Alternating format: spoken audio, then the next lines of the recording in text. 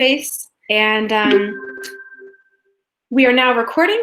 So thank you all for being here. This is the Lycée Français Johnson campus Term 2 Educational Plan Cafe, where we'll be able to offer a good bit of information, answers to many of the questions that were submitted. And there's always the chat box if you'd like to submit other questions as we go. Those questions will be compiled and we will answer them at the end of the presentation. If there's a quick, easy answer, an administrator present will supply that on the spot. But if it's something everyone would want to hear, we'll make sure to do that at the end. Additionally, as this is being recorded, we'll share this out with other parents who couldn't be with us now. We understand it doesn't always work for everyone's schedule. So thank you again for those of you who are here, those of you who are watching this later. Thank you for doing that as well. My name is Hannah Benenson. I'm the Johnson campus principal, and I wanted to just start by telling you all, I guess, a little anecdote in that today, one of my many meetings over the computer was with a principal convening group. So there was about 70 principals from around the city. And the mayor met with us before she made her public declaration about being in phase 3.1, et cetera. And she came and she spoke to us, and it was a very inspirational time. But I will tell you, one of the things I really took away from there is how, although maybe cliche, how true it is that we are really all in this together. That there were principals from across the city, all grades, many types of schools, experiencing similar struggles, families from across the city, teachers across the city. This is something that no one has figured out perfectly. We're all figuring out together. We're all supporting each other along the way. And that is really hard for all of us. So I just want to recognize that, recognize the struggle and recognize the strength that we have as individuals, and that makes us collectively able to overcome and to get through difficult times like this. I see it every day with our teachers, be creative problem solving, finding ways to connect on a screen. I see it with kids showing great perseverance to learn in a whole new way, with parents having to overcome all kinds of life challenges in addition to teaching their children at home, workplace challenges, other family challenges, and above and beyond everything, all of our first priority being maintaining the health and safety of ourselves, our families, and the overall community. So that's just my way of saying thank you to everything y'all do, and recognizing that we really are all in this together. On that note, let's get started. So I'm going to be sharing my screen here, and I have a PowerPoint. It is not glitzy or beautiful. It is really just a lot of questions and answers, some questions that were gathered from the survey that was sent out. And I'm sure there will be many other questions generated from that. Again, we'll try to get to those that we can. And then also just knowing that as things develop, as time moves on, we will answer questions and get more clarity as time moves on. All right. So did get the question a couple of times from some parents about why the choices were between the mostly in person, so 4 days a week, or the full virtual, 5 days a week at home. And why not the hybrid, which is the plan that we had talked about in the summer of cohorts of 2 days of students being live in the school, and then 2 days being at home, with a third day being at home as well for everyone on Wednesday. So why do you have your camera off? Everyone can please mute your microphone. I see thank you for everyone who's got that so far. Thank you. Okay, so it's always a chance that we will go back to that model. However, if possible, we'd rather not do so for a variety of reasons. We have learned from some schools who tried this that it is very difficult. Basically, the benefits you get don't outweigh the challenges. So some of those challenges are that teachers have to maintain basically 3 different cohorts of students. They have to do live group A, live group B, and then group C, the students who are home, and virtual 100%. So it's an immense amount of work for teachers. It's really not sustainable to do well. And it still creates a large amount of time away from school. So hearing what we had heard, of course, there's no perfect system, but having students in school as much as possible or home and getting a high quality virtual experience seemed a better quality versus time investment, resource investment. But again, given resources available, it might be something that we will have to revisit at some point. So that takes us to the why is Wednesday remaining virtual? This is for a variety of reasons, and this is to maintain the midweek day for deep cleaning, as well as midweek day for teacher planning. This new structure of education we're on requires a lot of additional planning for teachers, and so they do need more than their traditional planning time. It's also an opportunity to give students their elective courses. It also allows us to pivot should cases get worse in the city and public health become a more serious issue again, and we have to go to a full virtual, or if we're going to pivot to having more open practices and being able to be more freedom to move about and hold school. Holding our Wednesday schedule like this gives us more freedom to pivot in both of those directions than having a whole different schedule each term. And that is for the foreseeable future, that would be the plan, that Wednesdays would be a full virtual day at home. I know some people had asked about that as well. I also just want to recognize that on the question of Wednesdays, on the question of virtual versus in person, on pretty much every question on the survey, there is a wide range of parent opinions. There are parents who are currently working in clinical trials to find a cure to COVID, who do not feel like they can safely send their children to school for fear of other children's well-being. There are parents who are suffering job loss and need to quickly get into a child into school so that they can go back into the job market. There's a wide variety of experiences for families. Some families who want to be 5 days a week full-time, some families who do not think it is safe until there is a full vaccine. And so, sorry, another quick reminder to mute your microphones. Thank you. Let's see here. Miss Ginger, I'm so sorry, could you mute?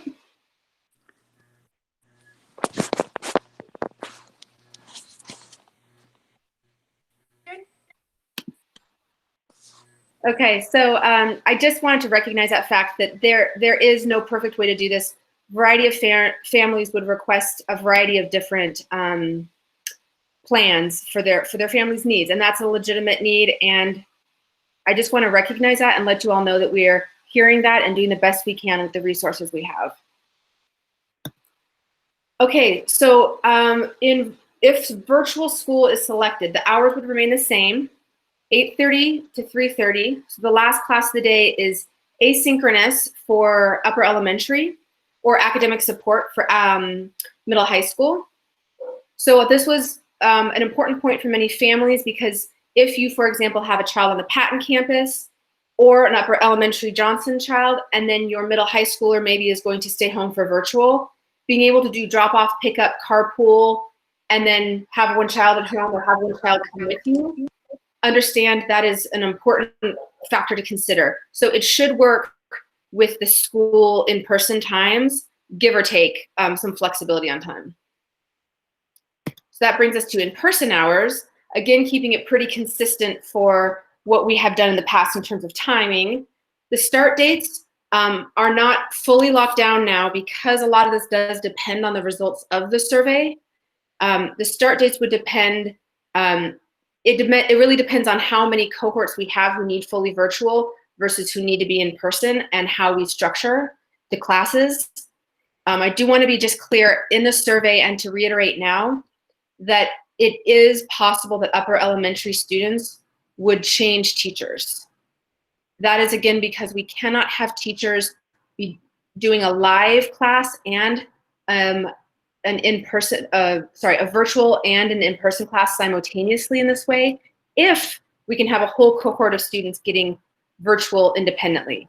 So it is possible, it's very possible that your 3rd through 5th grader would stay with their teacher, but it is also possible that they would change classes. Please believe that we do not want to change class lists if at all possible, but it might be unavoidable. October 29th, which is the Thursday before the end of the term, would be one possible start date back right before the end of the term. November 5th for upper elementary would be, November 5th would be a possible return date for some of the middle high. Again, it's very likely that this would be a staggered return, and more information will be shared once we have a full set of data to consider family needs. So those are possible return dates, but that is kind of what we are thinking about shooting for now. And I do just want to add in there that unfortunately, although upper elementary may start right before Halloween, there will be no Halloween Fall Fest celebrations. We're really just focused on getting students safely back into a school routine. Okay, so arrival times are very similar to last year, however, staggered to make sure we can have no bunching at the door and safe entrance. So morning buses would arrive and be unloaded from 7:45 to 7:55. Of course, this is with the expectation that all buses will always be on time, and as we cannot control traffic, we will amend as needed. Morning carpool will start for new families to Johnson. That is around the back of the school. So you go up Hickory Street, you turn onto Eagle Street, come into the playground. There's a legitimate map on the website. And then you pull back out of Cohen Street. So the carpool will be on the playground starting at 7:45 as well. For families that walk up to the school, walk up will wait until buses are done. So we will unload buses one at a time to allow students to enter the school building without bunching, and then walk up families. So we ask walk up families to remain socially distanced on either Cohen or Hickory streets until the buses are cleared or an announcement is made. So giving you approximately those 10 minutes for walk up as well after buses. So in school hours are 8:05 to 3:30 daily. Dismissal times, doing this in reverse, buses will start to be dismissed, called down from the classroom. All dismissal will happen from the classroom. So at the static classroom of students, we will call down buses one at a time and load those buses. When the buses are loaded, carpool will then begin on the playground. The walk-up parents will walk up to the PE room for upper elementary. They will be dismissed directly from their classrooms to come down and exit through the PE room. So they will not be waiting in the PE room to be dismissed from there. They will be in their classrooms. So it is imperative that we have a quick communication cycle with this, because it will take a little bit longer for them to transport themselves. But this is due to having the least amount of students intermixing with any students outside of their class cohort. We have heard from some other schools that arrival and dismissal are their stickiest parts so far. And so we're very cognizant of that and thinking about ways to make this smooth.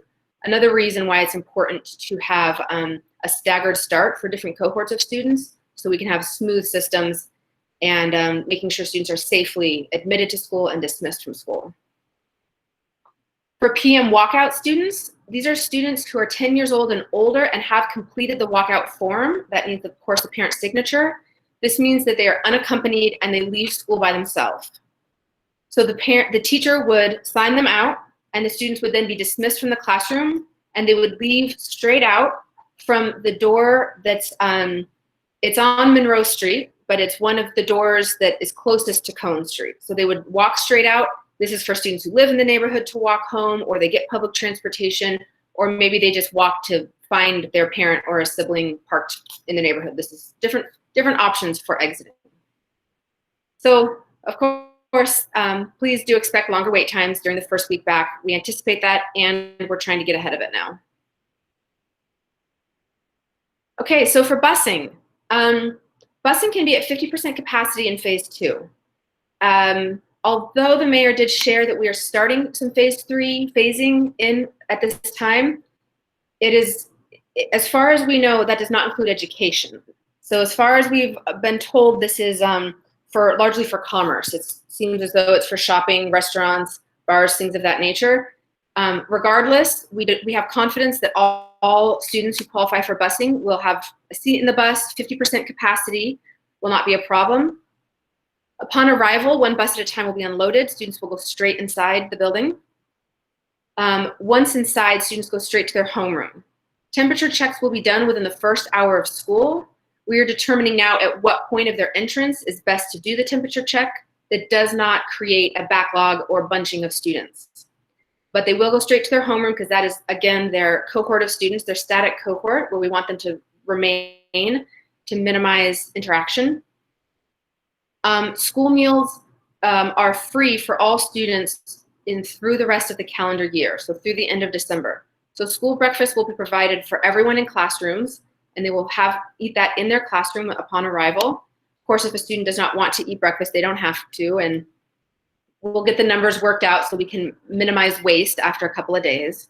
But did just want to make sure everyone knows that every student will have the option for breakfast.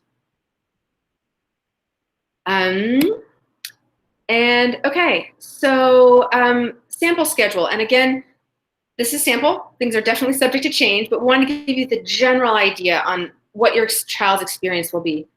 Now, things will most definitely be more restrictive than a typical school not in a pandemic environment. I think we all expect that at this point, but we also want to make sure that it is as enjoyable and positive of a schooling experience as possible. So we've definitely worked hard to balance those things. So for virtual, the French program remains very much the same. They'll have 2 French lessons live and 1 pre-recorded. For English language arts, we are still working out how to do this because it's a much smaller cohort of teachers who travel between grades, but the virtual students will still have a combination of live and maybe some pre-recorded ELA. For in-person, I'll just show you a quick sample schedule for what this could look like. So as an example, a 3rd grade class could start in the morning with, when you see French, this is the French teacher. So it could be French math in the morning, then a short recess. Then they could have French language, followed by ELA, followed by, this might be, reading, French reading, or it might even be a science or social studies mixed in there. Then they will have their lunch, more French class, a recess, and ending with French. Again, French is just the teacher who's in charge there. So you can see it's very similar for a typical 4th grade schedule. ELA moves around, the times of recess and lunch move around, because again, we need to keep smaller groups of students in this, but this is just to give you an idea of, it is a typical school day. There are, of course, some restrictions in place, but they will have classes, they will have their lunch break, and there will be some recess time built in there. Okay, so this was for upper elementary. Let's talk a little then about middle high school. Middle high school is a little more complicated as the teachers are content experts, and so it is not necessarily possible to shift homerooms. In some occasions, it could be if we have large swaths of students who have the same needs. But overall, the virtual program would follow live stream of in-person courses. So it would be the same schedule as now. However, the homeroom that we're adding in would be optional for virtual students. This is considering a lot of different options for technology to improve the quality of live and virtual simultaneous teaching. Because what this does require is the teachers from their classroom perhaps have 10, perhaps have 20 students live with them, while they then might have 5, might have 10 students virtually at home. We want to make sure that the quality of education for students virtually remains high as well. So we've consulted with some other schools, with some folks at universities about the best technology to get, while also recognizing that this is a challenge for our teachers and it is a challenge for students to follow in this way. It is possible, there are other places doing it, but it is a different model than what upper elementary is following. Oops, oh dear. Okay, and here, oh.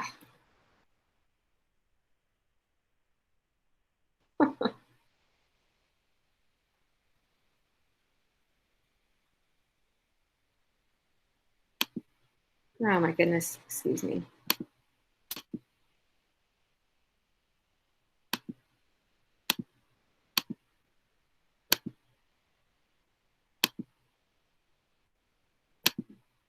Okay, here's a sample schedule for middle high school. Very similar to what is being done now. Again, we want to be able to keep things as consistent as possible for the possibility and perhaps inevitability of having to pivot to another structured system later this year. So this would be a sample schedule. So a student would have on campus would have homeroom from 8:05 until 8:30 because formal instruction starts at 8:30. The students virtually at home would have the option of joining homeroom, or if they're not able to because they're on a school drop-off run with their parents, that's totally understandable. Then their courses begin in the same way. They have 2 classes before lunch, 2 classes after lunch. They have their break, their pause, the big kid version of recess, between their 2 academic classes in the morning and between their 2 academic classes in the afternoon. And they do have their extended long lunch and break.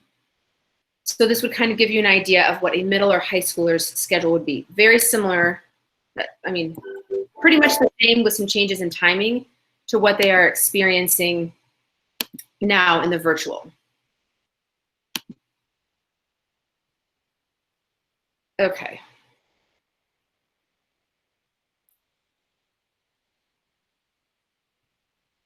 Okay, so students will remain in their static class all day. So again, this is the primary health safety issue, and there will be times when this is not possible.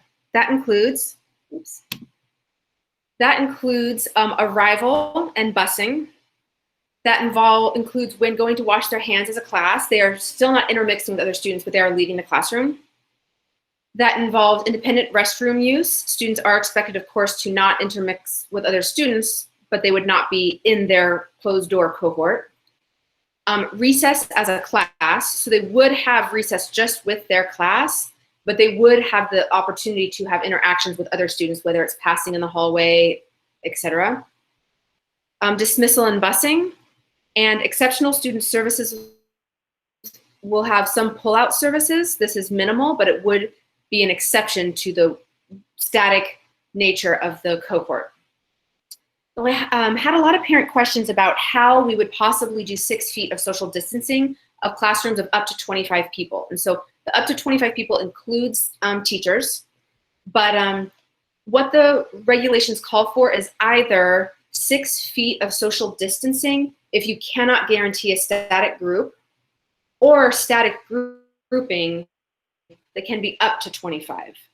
So the idea there being is that this group of students does not mix with others, with the exceptions you see here, and tries to keep good social distancing, but it is not essential to enforce the 6 feet of social distancing if they have static grouping.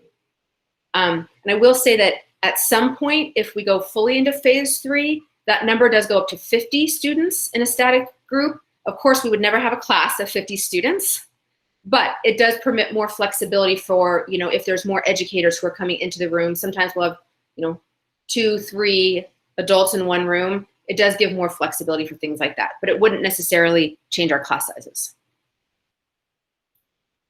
Okay, so recess. I know this is an important one to kids and adults alike. We will keep our 3 recesses a day, but not all of them will be able to be outdoors because of our need to split and share safely the outdoor space.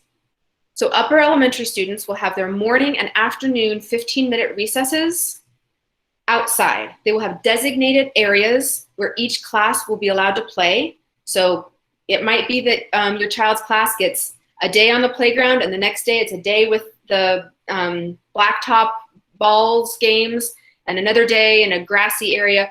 There will be a rotation because they cannot all play together. They have to still stay with their static cohort. So that would mean playing with their classmates, not playing with another class in the 3rd grade or another class in the 4th grade.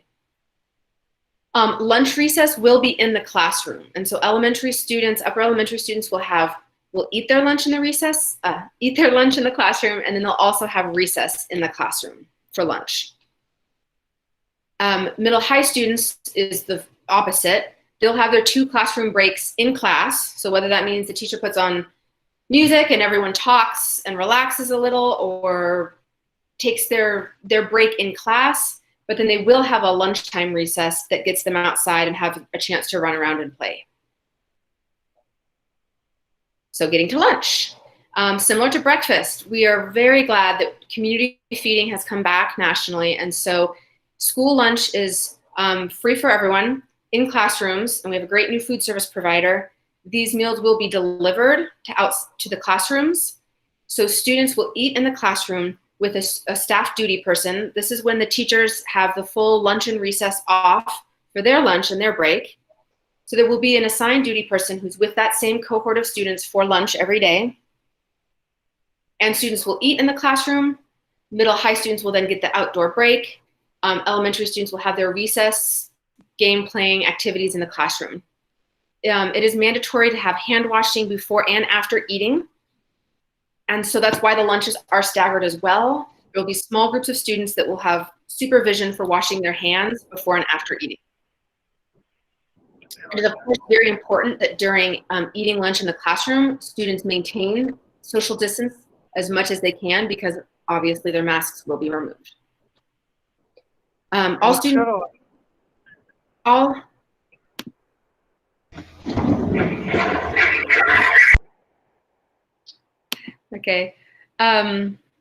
students must be sent to school with a full water bottle each morning. The drinking fountains in the traditional sense will be turned off, and we will have water bottle filling stations, both ones that are hooked up to the wall, but also some of the good old igloo cooler ones. So students can fill their water bottle throughout the day, but it will be important for students to come with a receptacle to school. Okay, this is a very good question. The criteria for a parent to change their selection for the type of educational plan.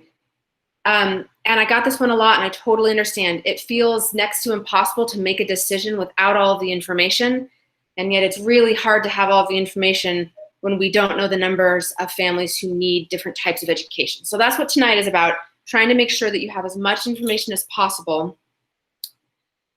So if you have completed the survey already, which many thanks to you, there's close to 100% of our students have had at least one entry made for them, some multiple entries. So that's what we'll be spending some time over the next few days doing, is going through the survey to make sure that we have the most recent survey completion per student. So if you submitted it last week, and if you've changed your mind since after hearing things now, or speaking with a doctor, or conversing with your child's friends, parents, etc., whatever the reason may be, you can most certainly submit now. We will use the most recent submission. So if you submit tomorrow morning at 7 a.m., that is the one that we will use, opposed to the one that was maybe done a week ago. So based on the survey results, it is possible that we'll have to amend Term 2 instructional plans. This is just based on resources available. If that's the case, we will conduct a whole new survey just for the affected parties.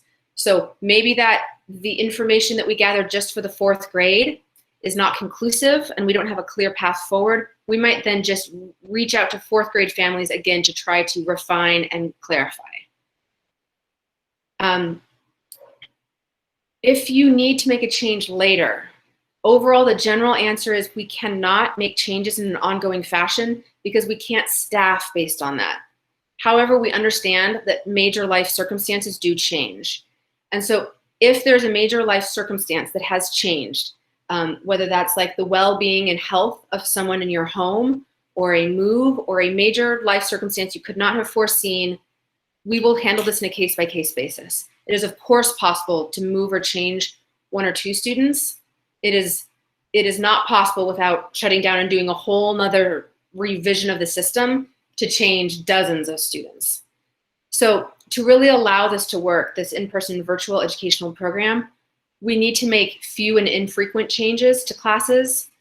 There's a huge ripple effect. It affects the well-being of all the other students in the class, and this will already be a major change for students, which is why we don't want to have major changes for them outside of once a term or when necessary. So we really do just ask that you do the best you can with making this decision, understanding it's a difficult decision and understanding that things may change.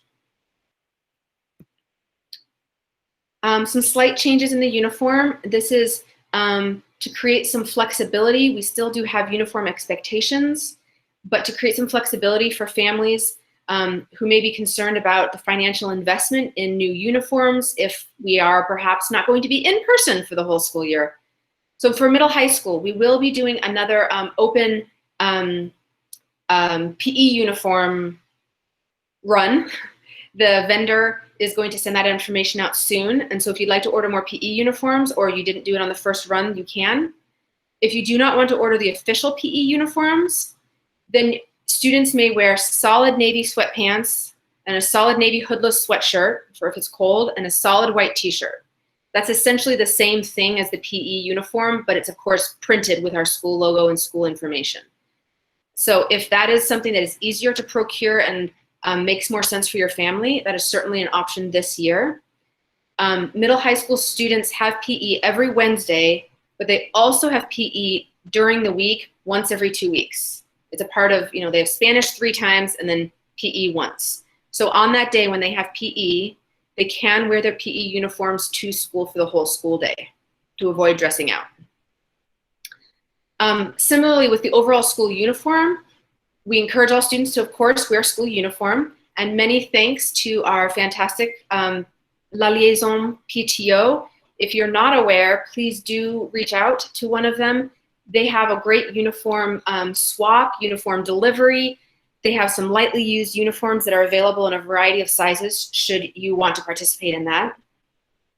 And if, again, uniforms, acquiring a full set of uniforms is a challenge right now, we just say, with already any dark blue, navy blue bottoms, pants, shorts, skirts, etc., and a solid red shirt. So typically it's a polo shirt that would be embroidered, but in addition, you can have a red or white embroidered shirt. Most families don't choose white, but we'll additionally allow a solid red t-shirt, and the logo is not required for this time.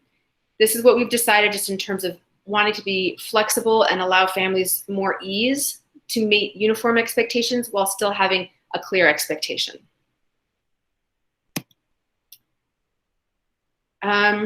Okay, so there will be some restrictions for access to the building. Unfortunately, at this time, we can't take parent volunteers. We look forward to the day when that can happen again because it's a great strength of our school community.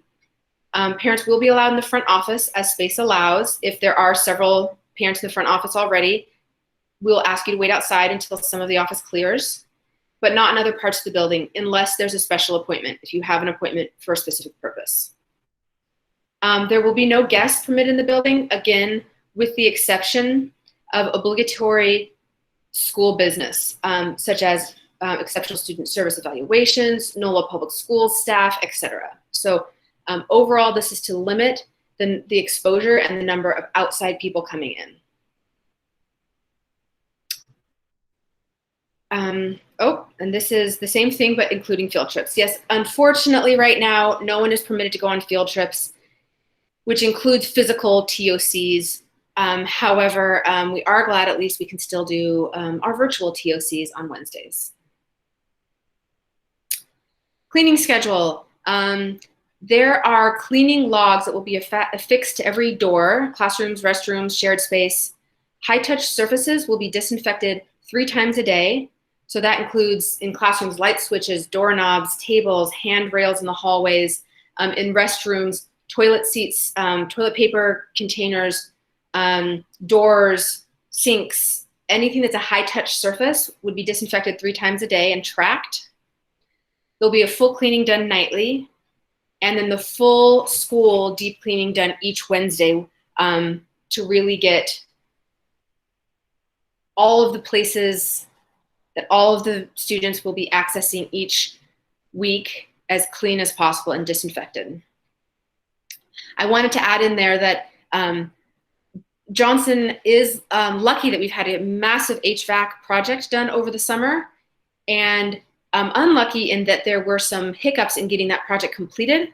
NOLA Public Schools has had teams of engineers, air quality assessors, and remediators in there for the past few weeks, making sure that it is completely, totally, 100% ready.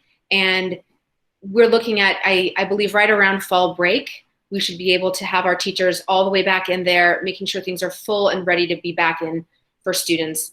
The great thing is it's a brand new HVAC system, just in time for it to turn into fall when we don't necessarily need it as much. But there will be, of course, a full cleaning from all of that work as well. It's been a bit of a construction zone this summer.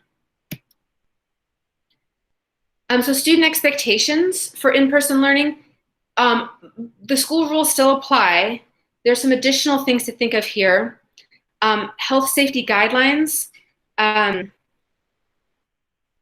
wonder if we missed that slide, but the health safety guidelines, if these health safety guidelines are a struggle for individual students, the teacher would be the first just to reach out to the parent. Maybe that comes in the form of your child is struggling with their mask. I would recommend maybe getting a lanyard for it so it doesn't fall off as often.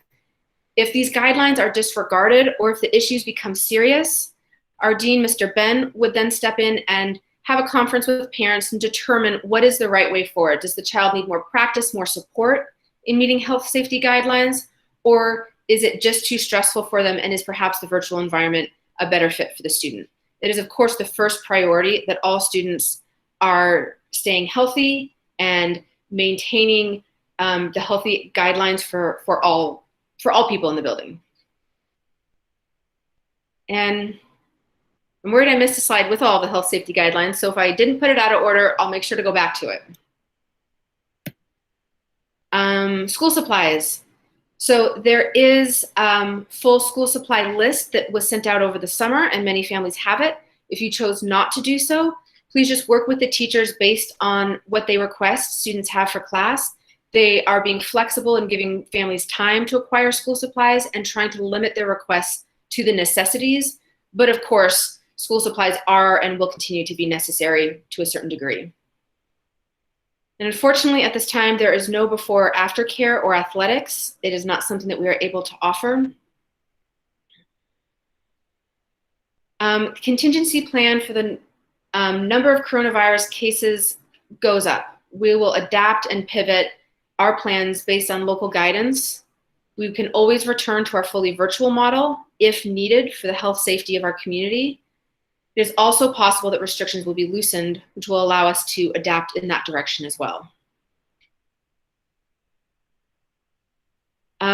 Okay, so here we have, if a student or staff member reports COVID-like symptoms or comes in contact with a confirmed positive case, the first thing would be, of course, to report this right away to the school nurse. The next step here is this COVID-19 screening decision tree. This is a very useful resource from Children's Hospital. Oops, my apologies. That was the wrong tab linked, so let me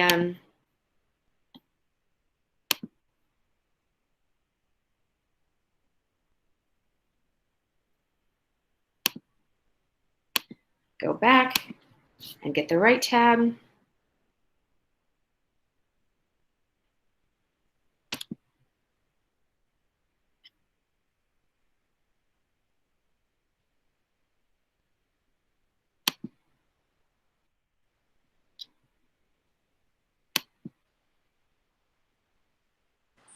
Okay, so this is a great tool that the Children's Hospital has put together specifically for schools.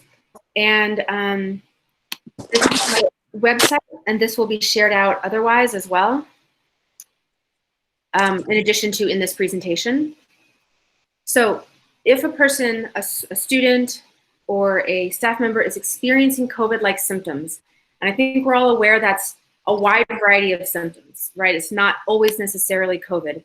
However, we do follow this tree, this decision-making tree, for COVID-like symptoms. So you can see over here on the side, it lists a variety of cold and flu-like symptoms, the fever, shortness of breath, chest pain, etc. I'm so sorry. Could I just ask anyone who doesn't have their microphone muted to do so?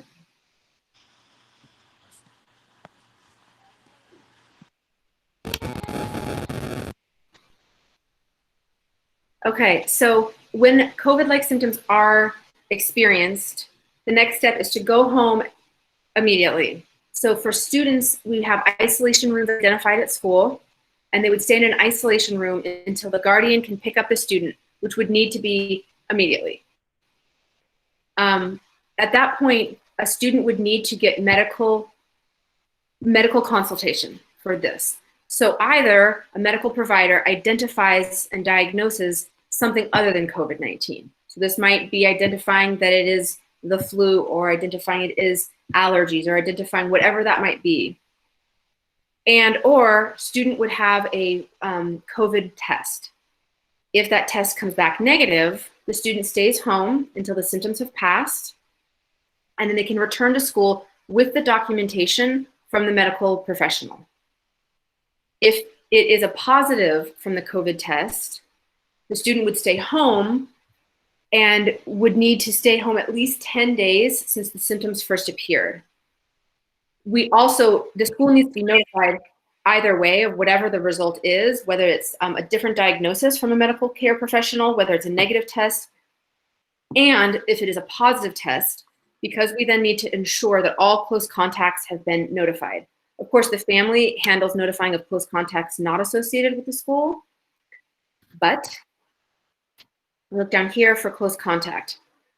So a close contact, you see on the side box, is a person who has had close contact with a COVID positive individual for 15 consecutive minutes within 6 feet. So this could be regardless of being masked. So this would be obviously students in the same cohort, because they are not able to maintain 6 feet of distance at all times with everyone in their class. Their teachers, other adults who may have come in contact with them, other students who may ride the school bus with them in close contact from their seat. And this is the primary reason why we want to keep that number small, that number of students who come in contact with other students in their realm, because all of those close contacts would then need to go home immediately and quarantine. So at that point, then it kind of picks up again with do symptoms develop? So if no symptoms develop, then the quarantine period of 14 days remains, and during which time, well, that's another slide, during which time there would be virtual learning opportunities for students, of course. If symptoms do emerge, then it would go back up to the first chart in terms of the students getting tested to determine if it is COVID-19 or if it is, of course, something else. So this decision tree that outlines what to do for students and staff, and I would say all people, but specifically for school, is really key in how we are making sure we can keep people knowledgeable and as safe and protected as possible. So that is kind of the decision tree on what happens next. The close contacts would be of a confirmed positive would be notified right away. The class will not be notified of every time there are symptoms. They would be notified of a confirmed positive, which is why we must all implore our community to test students when there are symptoms. It's better to over-test, and there are many places around the city now who can do rapid testing. There's still free places to do testing with insurance. It generally is a very small fee, because we need that information as quickly as possible to be able to notify those who came in close contact. So the school would notify those who came in close contact that pertains to the school, and the whole community would be notified of a positive case without specific identifiers. So if there is a positive case in the 6th grade, the whole community would be notified that there is a positive case, but only those in that cohort would know which cohort it is. Oops. Okay. Okay, so can parents keep students home without a doctor's note if they or someone in the household have COVID-like symptoms? Will this be an excused absence? So again, we do not want to miss the opportunity to have proper and accurate diagnoses. So if a student is experiencing COVID-like symptoms, similar to if they demonstrate these symptoms at school, the student should immediately get tested or see a medical care professional if it's a different diagnosis. So it would be an excused absence with that medical documentation, either of a negative test. They would then return to campus when their symptoms pass, and they would be excused for those days, or a doctor's note saying it's a different ailment and they're now cleared to return to school. Or if it was a positive, of course, we have to put in place the rest of the tree to make sure everyone's properly notified. So absolutely seek medical care. This is something we want to have proper reporting on and really good information on. We implore everyone, for the well-being of everyone else, please do not send students to school sick or with any symptoms. I know the symptoms are very broad, and we are also being very flexible with things like attendance and late work this year.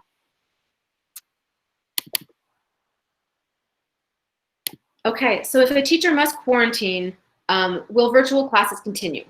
Short answer, yes. If the teacher is well and asymptomatic, then it will just continue on as we are doing now with virtual schooling with the whole class in a similar structure. If the teacher needs to have an extended absence, if the teacher is not well, then a substitute teacher will carry on those classes the degree to which they are able. If a student must quarantine, they may join a virtual class. So this will depend on grade level and also the number of students who are doing virtual versus in person at each grade level band. So it might be with the assigned class if the whole class is quarantined. It might be with other virtual students within a grade level.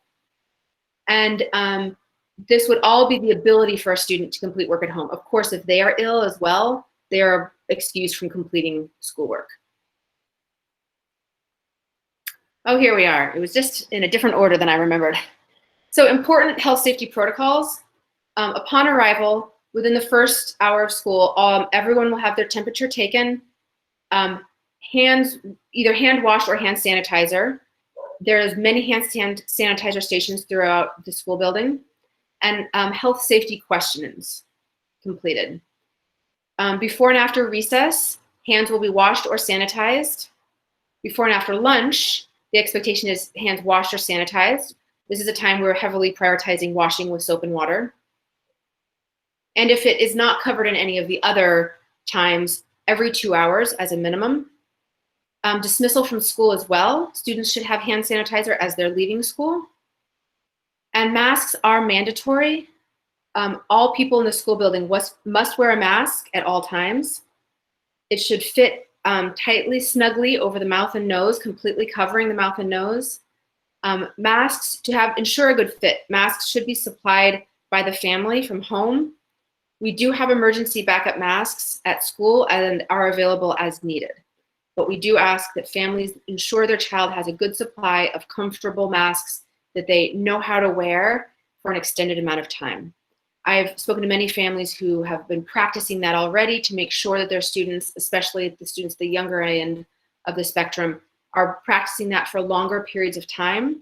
Additionally, there's many nice tools you can get, whether they're little lanyards or ways to make sure that the mask doesn't fall and get dirty or lost easily. It is really important that we also talk with students about the importance of never letting anyone else touch their masks. It's not a toy, it's not something to trade. The same as touching each other's faces and bodies. We do have other personal protective equipment available for staff. So there are disposable and reusable masks, there are gloves, N95 masks, gowns, face shields, and other tools as needed. Many of these more extreme tools are obviously for the medical staff who will be dealing directly with ill students or potentially sick students. But we do have a good log of these PPE. Social distancing is expected, although again, we do not have to maintain 6 feet between every student. So this unfortunately does affect the way that great teaching is designed to be. Teachers cannot circulate in the classroom how they normally would. They cannot use the same degree of proximity to students that they would. Teachers will, of course, still engage with students. However, they need to be protective of their own health, safety, and that of students in terms of the proximity that they can have with students at all times. Students similarly are expected to keep their distance from students and classmates the degree to which they can. So although 6 feet is not required for static classes, it is very important, as much as students will have missed their friends and be excited to see them, holding hands, hugging your friend, physically engaging like that cannot be done in this environment. Students will need to have a personal autonomy bubble for as much space as they can. And I believe we hit on those already, the times when the static class does not necessarily stay static. So not to sum this up, I guess just in closing, there were many questions from parents, and this means a lot to me, and I know that it does for the rest of the staff, asking how do teachers feel about this? And I really appreciate that, because in all of this, teachers are the ones who carry the brunt of the stress, the brunt of the work, the weight, and the danger, because they are the ones interacting with the largest number of students on a regular basis. And I will tell you, across the board, teachers miss your children. They professionally love to be with children. They love their energy, they love to educate them, they love to grow from them. That's what they feed off of. And virtual learning is so difficult for teachers as well. It is not what they were trained to do. It is not what they love to do. It's not their personality to sit behind a computer all day. And yet they know and prioritize the health and well-being of the community as well. So I will tell you, the same as there being a wide variety of parental responses and needs and desires, there's a wide range of teacher responses and reactions. Many of them want to get back to in-person with students. Many of them have grave concerns about their students' safety. We know there's many teachers who have lost family members to COVID-19. We know there's many lycée families who have lost family members to COVID-19. It doesn't decrease the seriousness with which we all have to take this virus and the seriousness with which we take our students' education. All of our teachers are experiencing high stress levels right now. I dare to say all of our parents are as well. But the teachers are trying to adapt to new and evolving teaching environment. I've gotten so much feedback from parents saying what a bang-up job the teachers are doing. They really want to do a good job. They really want to do right by their students, because they all do really miss their students. Whether they want to be back full-time immediately, or whether they have health safety concerns or conditions that would make that complicated for them, they miss their students. And I think that's really at the heart of what we do. Everyone wants to be around a traditional school environment, and we all know that is not going to happen quickly. So I think the summary here really is, how can we best, most safely, and in the best interest of all students' education, get to a safe version of normal for the 2020-2021 school year, not like other school years. So that is the end of the presentation. It is just a little bit short of our time. I do know that there were some things coming in the chat, and I appreciate those of you who were contributing that.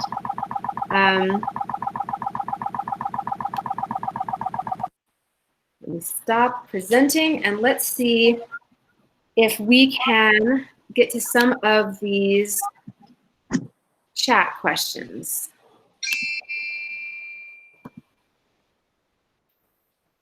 Okay, and so thank you to Jan and Diane, our middle and high school directors who've been accumulating them. Then I'll just go down the list and understand if folks need to go, but we will answer the questions in the chat to the best of our ability. And the PowerPoint and the recording will be posted as well if you need to depart. Okay, what is the policy for buses going from Johnson to Patton? So it would be the same As in the past, once Johnson starts, it would be students dropped off at Johnson first and then Patton second. They're picked up at Johnson first and then picked up at Patton second. So there would be mixing of students outside of their static pods for bus riders. They would have assigned seats. So it would be a radius of who, if any, students are within a 6-foot radius of them on the bus. Okay. Are they required to wear masks in the classrooms? They're required to wear masks all day, with the exception of eating and drinking, of course.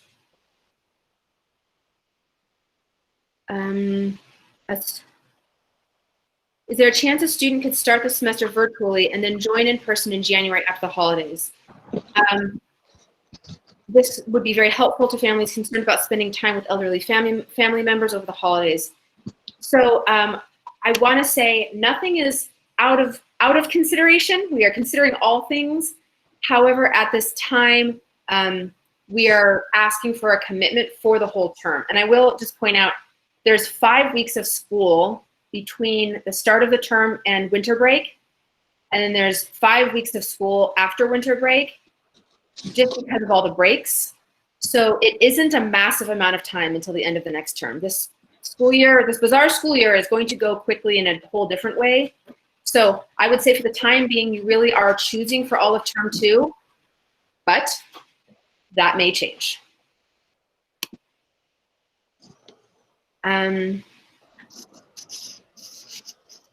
Okay, if NOLA Public Schools deems that phase 3 applies to schools, will the virtual option be revoked, and will all students return to in-person school? At this point, we have no plans on revoking a virtual option. We recognize that until a vaccine is widely available and widely utilized, it is not safe for some students, nor some family members with students who would be attending school, to do so in large groups. And this is on the advisement of medical professionals as well. So while the balances of the numbers of students needing and requiring virtual may shift and the models may shift, we do not have any plan to cancel a virtual option. If an in-person child in upper elementary suddenly needs to stay home due to illness, possible exposure, family situation, will they be able to do virtual class since they will be on a new class roster?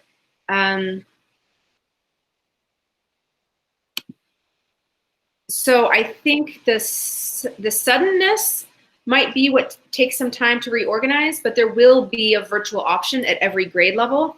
This will mean the potentiality of shifting teachers multiple times, and that will be difficult. Like sometimes it's about weighing one difficult situation for another, but I think health always will outweigh getting to know a new teacher.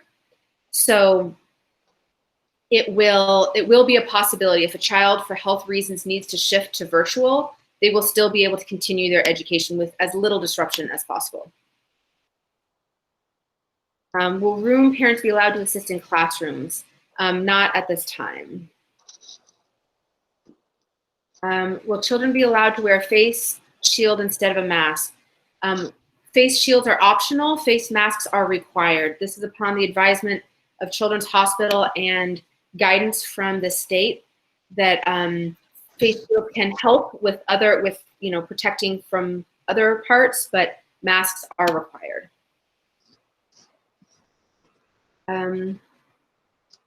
Are students and faculty going to be tested regularly for COVID?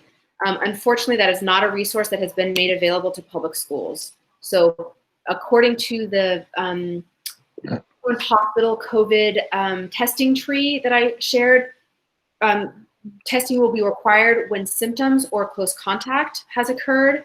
If the resources are made available to give everyone frequent testing, that would be great, but that is not something that's available to the public schools currently. If guidelines are lifted, will students previously on a virtual track be allowed to finish the term? I think we answered that one already, yes. A different version of it. Share information about COVID-19 testing resources. Also will, so there are if you don't have the NOLA Ready Alert sent to your phone, I recommend that. Every day there's multiple testing sites that are free around the city. Those can take sometimes 24 to 72 hours, my understanding is. There's also a variety of rapid testing centers that with insurance are a minimal fee. And I understand that those results can come back as quickly as within 1 hour. So that would depend on insurance and location in the city, but I'm pretty sure most of the urgent care centers are doing this, and both Auctioner and LCMC have great resources for that. Okay. If a teacher has symptoms and cannot come to school, will some substitute be provided? The degree to which we can, yes. If we're talking about live in person, there will be an adult supervising class. I will just put out there that it is very difficult for us to get French-speaking substitutes right now. We have pulled in a variety of support roles. So a lot of our solid and true substitutes have been pulled into full-time support roles. And so if you or anyone you know is fluent in French or English even and is interested in being a substitute, please reach out to us, as we need to replenish substitutes at this time. So yes, if it is an in-person, there will be supervision for the children if it's last minute, and substitute as quickly and as we are able. Okay. There's a positive case in a cohort. Do all students and faculty in the cohort, would that student go into quarantine? Yes. What happens if a student does not have medical insurance at the moment? There are free testing sites around the city. So it's still a doctor's note will be required for any illness, even though we want to make sure people err on the side of caution and keep kids home for any symptoms. Absolutely. Keep kids home for any symptoms. And why it's important that they still get tested is if you are keeping them home for symptoms and you don't know if it's COVID, there's the potential that we can't notify other people. So if you keep your child home for symptoms but never get them tested, an asymptomatic person may continue to go to school and continue to spread it. It is the utmost importance that everybody gets anyone with symptoms tested. And I know this is a lot of symptoms, but that is part of how we make it safe to exist somewhat normally in a pandemic. So it doesn't have to be a doctor's note, it has to be a medical documentation. So if you go to a rapid testing center, they will give you documentation to show the school. Will the students keep their French virtual teacher? The class list for elementary school may shift depending on how many families choose virtual and how we staff that with our current staff. Yes, this recording will be made available. It will be sent out, both the PowerPoint and this recording. Gifted and talented, for the time being, will remain fully virtual.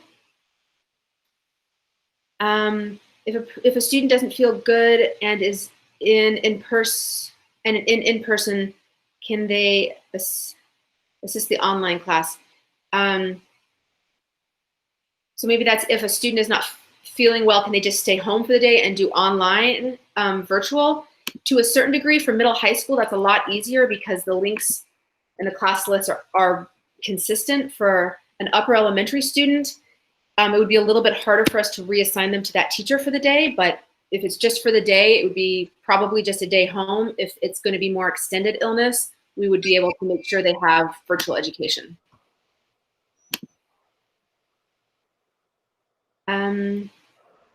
If there's a positive case in the classroom, will there be a seating chart to determine close contacts? Or you automatically quarantine an entire classroom due to static classroom arrangements? Both. So there will be seating charts. And because that static group doesn't always stay in their seat, for example, recess, walking to wash hands, etc., it would be the entire class that would be quarantined, but there would still be a seating chart. So the degree to which that is helpful.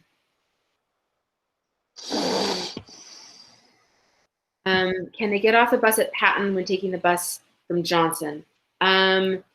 If that is their bus stop, like if a family lives really close to Patton, if that's their bus stop, they can. They can't get off at Patton just for like a parent who's meeting them in a car. It has to be their residence. And there were some questions, I'm sorry this wasn't in the PowerPoint, in terms of when will we get details about busing. and that will be hopefully 1 week before the start date of school. So, you know, please reach out with any questions to John Henry. Oh, sorry, another reminder, mute your microphone. Or I believe Nikki has the ability to mute someone. Yeah.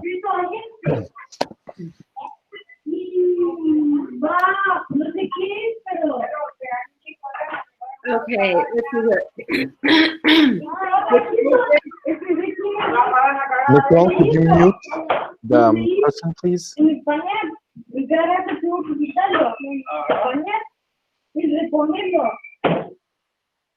Vamos, no sé dónde, pero hay un hoy. Y vos estás hablando algo sobre él. No, era un sueño.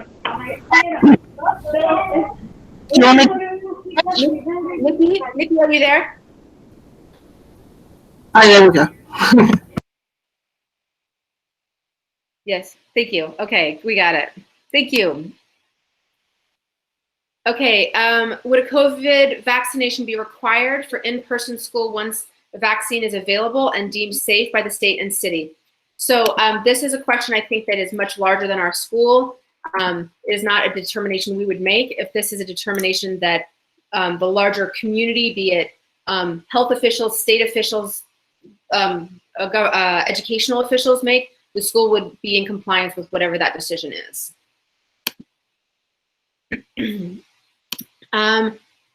Question about the AC moisture issues. So a part of the AC, the HVAC repair project or enhancement project this summer did have large parts of the school being replaced in terms of ceiling tiles, major units on this on the roof of the school, the whole chiller system. Major parts of this were replaced, but as I said at the beginning of this, all of NOLA public schools, contractors, engineers, air quality, remediators, cleaners, all of that is happening, has happened or is happening. So it's unfortunate on the timeline, but we're not in there now. So teachers and students will return to school to a clean and safe environment 100%.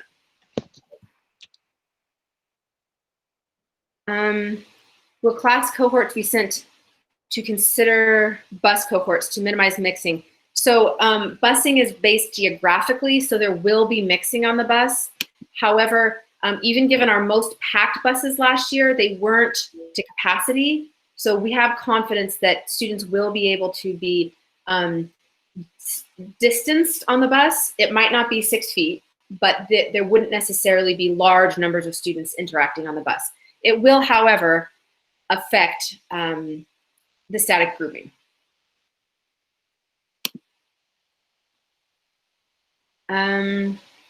If one child has symptoms, do the other siblings stay home too? So this goes to the COVID tree again. And so if a child has symptoms, then you would get them tested.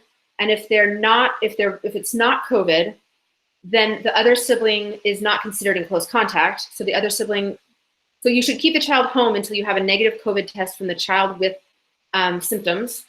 If the child with symptoms is a test positive, assuming that the siblings have been in close contact for more than 15 minutes, then yes, the other child would then need to go through the same tree in terms of like having symptoms, being tested, being diagnosed with something other than COVID. Okay. Yes, so I see again another comment. By requiring a medical note, people will be more inclined to send sick kids to school when they have light symptoms. That requirement is counterintuitive. I just want to emphasize that this is the only way we will get accurate information about COVID. If you keep a kid home with symptoms, but do not get them tested, then we will not know who is positive and who is negative to notify other people. And I think this is so important for community spread. It means perhaps testing, a lot of testing, but if we don't do that, it could mean that your symptomatic child who does not get tested has infected other people who we don't notify because we don't know. And then we know that is how rapid transmission happens. So it is essential to get those doctor notes. It is essential to follow up. And if the child is being sent to school with symptoms and they are identified at school, they will be removed and sent home anyway. So whether those symptoms are identified at 6 a.m. or at 8 a.m., they will not remain at school. And it is essential that they are picked up immediately from school. This will be our ability to have school open or not.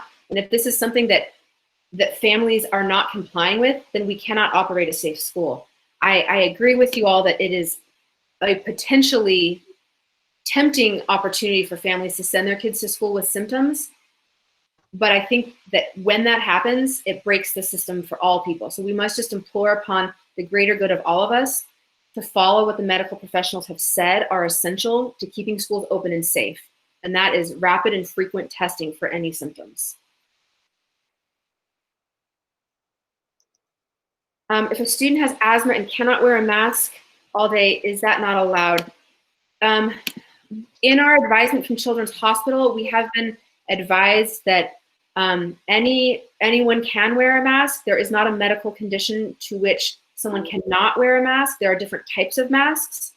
However, we will, of course, want to hear from families and medical providers for if there are any exceptions that need to be made. At this point, we have been advised that it is possible for all people to wear some type of mask, but these things continue to evolve, and we would want to make sure to hear from that family and their medical provider on whether a virtual environment is best for them, or if there's another way to be in person and still maintain their own breathing needs. Is it possible to have class outside on certain days with good weather? Yes, this is something we are exploring, and luckily we are upon good weather ourselves. So we're exploring this in terms of shade, spacing, how this would work exactly. It's a little tricky for us because our outdoor space is also our PE and recess and lunch space, which is hotly in demand and very popular, but we're absolutely exploring that. Upper Elementary's potential start date, this was maybe earlier in the presentation if anyone missed it, would be the Thursday before the end of the term. So that's Thursday, October 29th. That's the potential start date at this point. That would give Upper Elementary a chance to get started just with 3rd, 4th, and 5th graders in the building. Has the UV HVAC light been looked at for ongoing elimination of bacteria mold that can build up over time? So as I stated before, the experts that NOLA Public Schools brought in, and they brought in lots of experts of lots of different ways, have done a very thorough job of testing, retesting, cleaning, recleaning, fixing. So I cannot say exactly if that process was done, but we do have documentation from them that when this whole project is complete, we'll send out the documentation of exactly everything that was done for the project. And I went down one column of questions. Jan or Diane, did I miss a different column of questions, or was that? No, you're good, Hannah, but other questions are coming now in the chat. Okay, we will continue this on. Let's see if I can open the chat now. I don't have other screens open. I can pass them in our document. Okay, and maybe I'll start at the bottom, maybe just here too. Is there any chance of using the recently leased McNair campus to provide more space for students and classes to spread out? We are utilizing that space for other purposes right now as well. The possibility of using it for classroom space is something we consider and think about, but it is massively complicated in terms of support personnel needs, but it is something we'll continue to revisit. Will Lycée send out information about free COVID testing sites as they change weekly to encourage families to test? There are free sites in Jefferson and Orleans.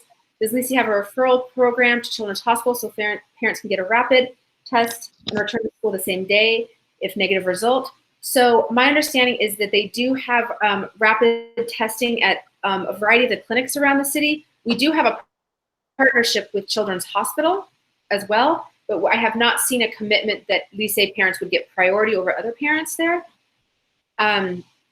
And we most certainly can link in the calendars of where the free testings are going on in Orleans and Jefferson Parish. that's through the local governments, but we can most certainly link those things in. That's a great idea. Will the virtual schedule remain the same as it is now? So we went over the schedules in the presentation, which we will be sending out. The virtual schedule for middle high school remains virtually the same. For upper elementary, it is the same schedule. However, it will possibly include a change in classroom teacher as classes are shifted.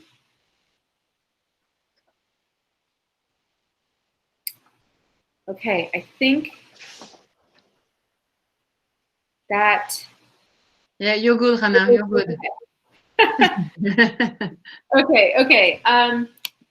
So it's a lot of information. It is ever evolving information, but I just wanted to wrap this up with thanking so many of you for coming, for providing these questions, for helping guide us as we guide the educational program. I have deep admiration for all of you parents who are wearing so many hats right now: teacher, parent, bread provider, entertainer for your child, and holding it together for your family. Additionally, deep respect and lots of love for all of our lycée teachers. It is always a hard job to be a teacher, extra hard in a pandemic. And I just want to reiterate, like, we're going to do it. We're going to figure it out. Some grace for one another, some flexibility, understanding everyone has vastly different needs and priorities, but we'll figure it out together. So one last reminder to please complete the survey by tomorrow morning if you haven't. If you want to change your response, we will use the response most recently put in for each child. And if any of our offerings change, we will communicate that out as we have new information available. So thank you all. We will end the recording here and share out both the recording and the PowerPoint with the presentation. Thank you, parents. Thank you, teachers. Thank you so much. Thank you. Bye.